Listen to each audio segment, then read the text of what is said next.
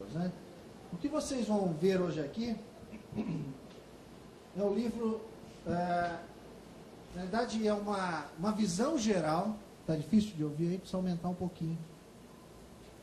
O som está baixo? Está baixo. É uma visão geral, agora tem que falar mais baixo. É uma visão geral do livro dos 7 hábitos das pessoas altamente eficazes. Porém, este livro, por trás dele, existe uma empresa chamada Franklin Covey, que dá, entre outras coisas, o treinamento dos 7 hábitos das pessoas altamente eficazes. O livro já vendeu mais de 16 milhões de cópias, é o livro de negócios mais vendido no mundo, e está entre os livros mais lidos pelos CEOs, né, os presidentes das organizações em todo o mundo. Muito bem. O que nós teremos que fazer, inicialmente, é quebrar alguns paradigmas. E o paradigma é a maneira que você enxerga as coisas. O primeiro paradigma, Dr. Stephen Covey certa vez disse o seguinte, em relação à liderança. Ele disse o seguinte: ser líder não é uma posição, ser líder é uma questão de escolha. Você escolhe ser líder. Muitas pessoas têm a posição de líder, mas não é um líder. Outras pessoas não têm a posição, mas têm a liderança. Tem pessoas que são inspiradas por ele ou por ela, né? Então, olha a diferença. Esse é um paradigma que nós vamos começar a ver de maneira diferente. Falando em paradigma, uma outra visão é em relação a princípios, né? Falamos aqui sobre liderança. Princípios. O que é um princípio? Porque o que nós iremos abordar a partir de agora, cada um dos 7 hábitos tem um princípio pelo qual ele se baseia. E o princípio são leis ou verdades fundamentais. Olha lá, são universais, atemporais, isto é, não fica velho nunca. Na realidade, o próprio livro, os 7 hábitos, ele já tem mais de 15 anos e continua vendendo 1 milhão de cópias todos os anos. Certa vez perguntaram para o Dr. Covey, mas como é que você continua vendendo o livro ainda quase 1 milhão de cópias por ano? Por quê? Porque ele não fica velho, não é um modismo. Ele todo é baseado em princípios. Produzem resultados previsíveis, externos a nós mesmos, operam independente do nosso entendimento ou aceitação, evidentes em si mesmos e capacitantes quando compreendidos. Então, princípios. Cada um dos 7 hábitos tem um princípio pelo qual ele se baseia. Olha que interessante esse gráfico. Todos nós temos várias atividades, várias prioridades na nossa vida. Porém, muitas vezes nós focamos em uma dessas prioridades. Por exemplo, muita gente foca apenas no trabalho. Na década de 80, quando começou a surgir lá o downsizing, especialmente no Japão, pessoas que tinham 15, 20, 30 anos de trabalho eram despedidas. E o que aconteceu? Quem sabe? Suicídio. Muitas pessoas se mataram porque o foco da vida dela, tudo na vida dela era uma coisa, era trabalho, né? Outras pessoas no prazer, né? Outras pessoas em amizade, só focam em algumas coisas. E quando aquele amigo, por alguma razão, né, acontece alguma coisa com ele ou com ela, aí nós ficamos com problemas, né? Outros focam a vida no inimigo. Tem gente que não aguenta viver sem falar mal de alguém, sem o inimigo, né? E assim por diante, né? Agora, onde é que nós temos que centralizar a nossa vida? Em princípios. Porque se caso perdermos algumas dessas coisas aqui, nós iremos nos reerguer, né? Ao focar a nossa vida em princípios de caráter, de honestidade, de constância, né, de legado, qualquer uma dessas coisas que acontecer em nossas vidas, e acontece, se nós formos alistar cada um de nós aqui presentes, cada um tem uma experiência relacionada a uma dessas atividades aqui da nossa vida. Que às vezes, quando perdemos, nós ficamos sem chão, se nós não vivemos focados em princípios. Né? Então, a importância de focar em princípios, e nós vamos citar alguns desses princípios aqui. Muito bem, para que possamos viver a nossa vida focada em princípios, novamente, nós temos que quebrar alguns paradigmas. Parar de culpar os outros por nossas faltas. Temos que começar a enxergar de maneira diferente. E como é que nós quebramos esses paradigmas? O primeiro ponto é, nós temos que enxergar, ver de maneira diferente as coisas. Né? Ninguém muda ninguém. Muitas pessoas perguntam assim, mas os 7 hábitos, então, é um treinamento comportamental? Eu digo, não, eu não mudo o comportamento seu, dele, dela. Né? O que nós podemos fazer é ajudá-lo a começar a enxergar de maneira diferente. Isto é, ter um paradigma diferente. Aí sim, você vai ter um comportamento diferente. E ao ter um comportamento diferente, você vai começar a obter resultados diferentes. Este é a maneira no qual nós enxergamos e começamos a mudar o nosso comportamento e mesmo até uma organização. A partir do momento que nós começamos a ser mais claros com os nossos colaboradores, dizer exatamente quais são as metas mais importantes da nossa organização, e a pessoa começa a enxergar, e ver, puxa, é isso mesmo. Aí, o que acontece? Essa pessoa começa a ter um comportamento diferente, começa a fazer as coisas diferentes e, finalmente, obtemos resultados melhores. Tudo isso centralizado em princípios. Né? Então, mudança de paradigma, mas sempre não deixando os princípios de lado.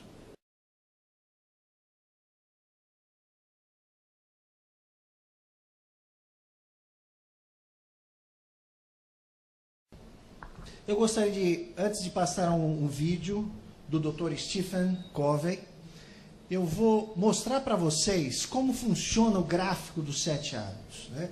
Essa é a ilustração. Quem tiver um papel e quiser anotar, seria interessante. Use uma folha inteira. E vocês poderão fazer uma ampulheta, né? Olha, muito simples, uma ampulheta, e aí um círculo, e aí essas 3 faixas, dessa maneira. Significando que nós podemos sair de um estágio de dependência para independência e depois no estágio de independência para interdependência. O Dr. Cole vai explicar no vídeo o que significa isso. Cada um dos hábitos, os hábitos 1, 2 e 3, ele trabalha para que você possa sair da dependência para dependência para independência, conquistando assim a sua vitória particular, mais autoconfiança, mais eficácia, mais produtividade. Os hábitos 4, 5 e 6, você conquista a sua vitória pública, aí já é com você, com outras pessoas. Tá? Vocês vão ver daqui a pouco como é que funciona. E finalmente o hábito 7, ele engloba todos os outros. Ele é esse círculo aqui, que é o hábito número 7. As raízes, nós começaremos a ver os frutos. Outros confiarão em nós. Nossa influência crescerá e os resultados serão duradouros. Para alcançar este tipo de eficácia da qual estou falando, precisamos passar pelo processo de crescimento e desenvolvimento, que eu chamo de contínuo da maturidade. Vejamos, nós todos iniciamos nossas vidas como indivíduos dependentes, mas gradualmente superamos esse estágio da dependência. Eu posso ser intelectualmente dependente do pensamento de outras pessoas. Posso ser emocionalmente dependente da afirmação e reconhecimento de outras pessoas sobre o meu valor. Preciso dos outros para cuidar de mim, para me amparar. E então eu poder acusá-los quando as coisas não caminharem como eu gostaria. Para alcançar a independência, que é um nível de maturidade mais elevado que a dependência, precisamos praticar os 3 primeiros hábitos de os 7 hábitos. Primeiro, seja proativo. Segundo, comece com o objetivo em mente. Terceiro, primeiro o mais importante. Vamos adiante. Então, dependência. E vamos para o primeiro hábito. Qual que é o primeiro hábito mesmo? Seja proativo. Ser proativo é inverso de ser o quê? Reativo. O reativo é aquele que reclama, não é assim? O reativo é aquele que coloca a culpa nas outras pessoas. O reativo, como é que chama aquele desenho daquela hiena que só culpa, ó céus, ó vida, como é que é? Hard. Lembra desse desenho? Quantos hards nós temos nas nossas empresas, pessoal? O relatório não saiu, mas é por causa do sistema, né? Aí, ou se não entregamos alguma coisa, uma peça, ou sei lá o quê, no momento, mas foi a produção, ou foi a administração, ou logística. Quer dizer, nós constantemente estamos culpando outras pessoas, de maneira reativa. O princípio por trás do hábito número 1, se vocês querem anotar, é assumir a responsabilidade. Eu assumo a responsabilidade, né, sobre as minhas ações, sobre a fina instrumento. Vamos adiante. O hábito número 1, que é seja proativo, lembrando do paradigma, né, da visão nova, o princípio é este aqui, olha. O princípio é o seguinte: eu sou livre para escolher e sou responsável por minhas escolhas. Eu tinha dito inicialmente, assumir a responsabilidade de maneira resumida, mas o completo, o princípio correto é o seguinte: sou livre para agir e sou responsável por minhas escolhas. Tá? O hábito ineficaz é o seguinte: eu sou um produto de minhas circunstâncias. Aquele que reclama, não, eu sou assim porque minha mãe foi assim, meu pai me criou dessa maneira, né? Já ouviram isso, né? Você não sabe onde eu moro, onde eu morei, onde eu fui criado, né? Ou o indivíduo eficaz diz assim: eu sou um produto de minhas escolhas. Eu escolhi ser assim, né? Existem os 3 tipos de determinismo, pessoal, que é muito interessante. Os psicólogos tentam explicar o porquê as pessoas são dessa ou daquela maneira. E de maneira enganosa, nós acabamos até entrando nessa história. Olha lá, traços que herdamos. Meus avós fizeram isso comigo, né? Meu avô era alemão, ele era frio, é por isso que eu sou frio, né? Já viu? Ou se não, eu sou neto de portugueses, né? Por isso que eu sou assim, falo a verdade. O cara é tremendo de um rude, né? Tremendo de um sem educação, eu falo a verdade. Já viu essas pessoas? Eu sou assim mesmo, eu falo a verdade, né? Ou o lugar que nos cerca, né? Olha a economia, a crise, o dólar, meu chefe, né? Nós culpamos todo mundo, menos quem? O que acontece? Esse é o típico do comportamento negativo. Olha lá, quando tem um estímulo deste lado, a resposta vem imediata, né? Resposta baseada no humor, sentimentos e circunstâncias. Se o cara não acordou bem aquele dia, o cara já sai dando tiro para tudo quanto é lado, né? Agora, a resposta proativa, olha que interessante a diferença. Entre o estímulo e a resposta tem a liberdade de escolha. Você escolhe de maneira baseado em princípios. Dá a sua resposta com integridade, com ousadia, porém com responsabilidade. Assume a sua falta ou o seu sucesso. Essa é a grande diferença.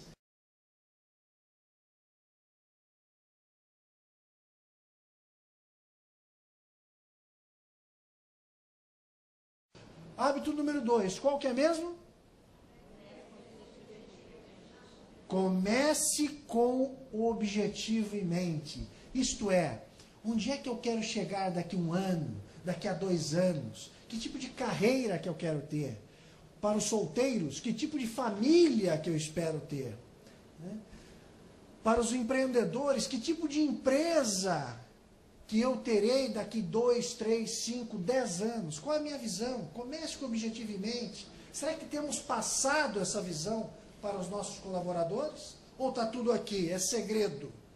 E aí você morre com o segredo, né? Se você tem a visão, tem que ter clareza em passar essa visão. Comece com objetivo em mente. Né? E o princípio por trás desse hábito é visão, missão, valores. Esse é o princípio.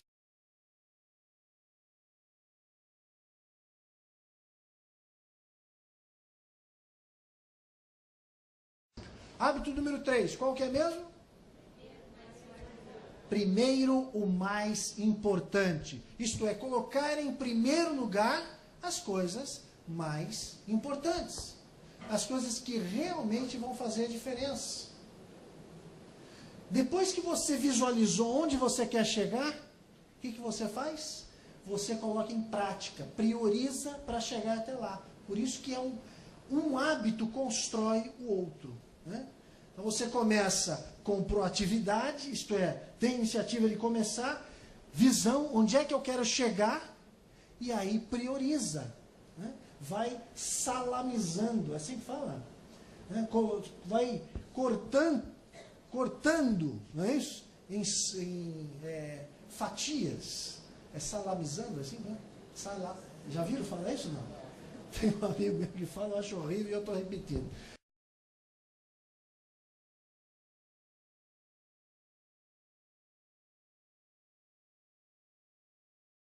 Mas a independência não é o objetivo final de uma vida eficaz.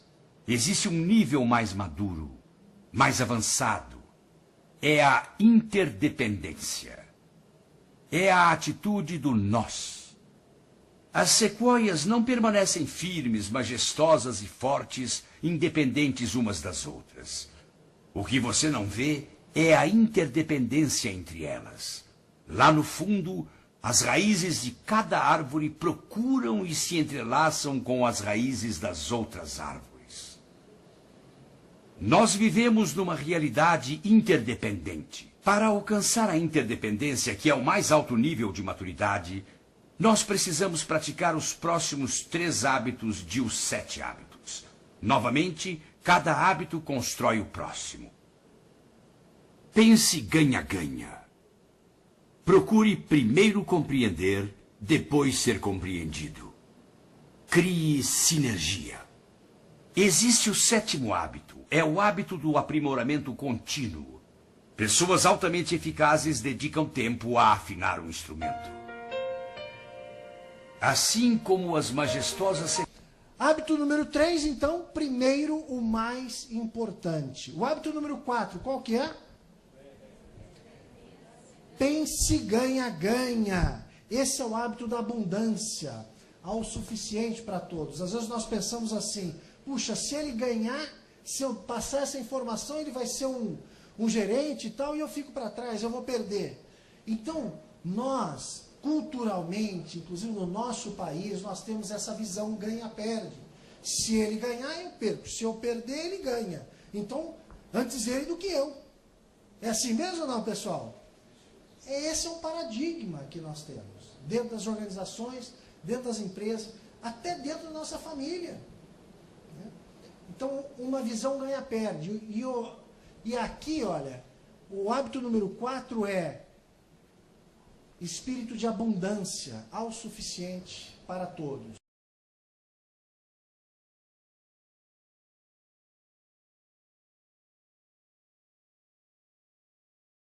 5, qual que é mesmo? Procure o quê? Primeiro compreender, olha lá, para depois ser compreendido. Primeiro compreender para depois ser compreendido. Esse, na minha opinião, é um dos hábitos mais desafiadores. Nós temos a mania de querer falar, né? E não dar oportunidade de entender as pessoas. Dentro de uma organização, isso é fundamental. Para que os relacionamentos possam fluir melhor. Para que a confiança possa acontecer dentro da empresa. Então, procure primeiro compreender, para depois ser compreendido. Todos vocês nasceram ouvindo falar de um ditado, né, que nós temos 2 ouvidos e uma boca. Nós já sabemos para que serve. Agora eu vou além. Nós temos 2 ouvidos, 2 olhos, 2 orifícios no nariz e apenas uma boca. São 6 contra 1. Porque nós temos que ouvir mais, sentir mais, observar mais e falar menos. Agora, colocar em prática isso é um desafio.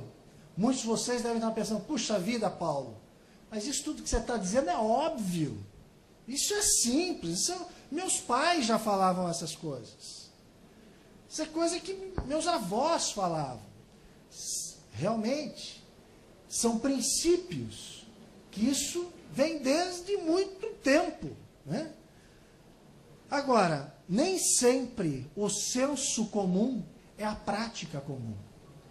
A metodologia dos 7 hábitos faz com que ajuda o indivíduo e as organizações, as empresas, a fazerem de um senso comum para uma prática comum. Essa é a diferença.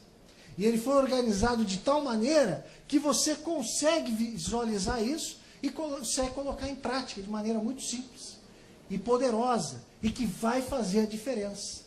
E que faz a diferença na vida das pessoas, na vida das organizações. Empresas, por exemplo, como a Embraer, uma das maiores empresas privadas do Brasil, exportação, export, e agora vai começar a vender no Brasil. Antes só vendia para fora, né? Agora com a nova empresa aérea aí, diz que a nova empresa aérea só vai comprar avião brasileiro, né? E assim por diante. Grupos grandes, como Petrobras, entre outros, utilizam a nossa metodologia. Pão de Açúcar, isso para não falar das multinacionais, porque é simples, fácil, funciona e extremamente...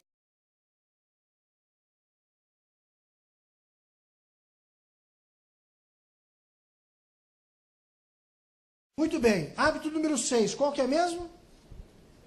Crie sinergia. Sinergia, pessoal, significa o seguinte, que 1 mais 1 não é igual a 2, 1 mais 1 pode ser igual a 3, a 4, a 5, a 10, a 1000.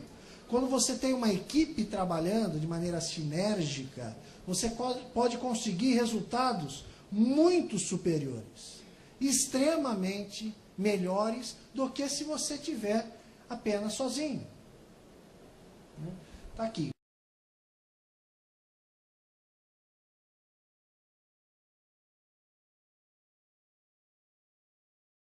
O aprimoramento contínuo. Pessoas altamente eficazes dedicam tempo a afinar o instrumento. Assim como as majestosas sequoias, pessoas eficazes aspiram à grandeza. Elas fortalecem os outros enquanto permanecem individualmente fortalecidas e nunca param de crescer. 7. Qual que é mesmo? Afine o instrumento. Essa é uma analogia. Quem daqui toca violão, pessoal? Tem algumas pessoas que tocam violão. Antes de tocar o violão, o que a gente precisa fazer, colega? Afinar. Se você não afina, o que acontece? Não faz nada, não dá nem para tocar. Quer dizer, até dói, né? Não sai a tonalidade, é um negócio terrível. É a mesma coisa com a nossa vida e a mesma coisa como empresa. Se você não afinar constantemente, se você não se renovar, o princípio aqui é renovação contínua, mudança, aprendizado, em 4 áreas específicas. Na área física, na área mental, na área social e na área espiritual. São 4 áreas. Física, mental, social e espiritual. É a renovação contínua.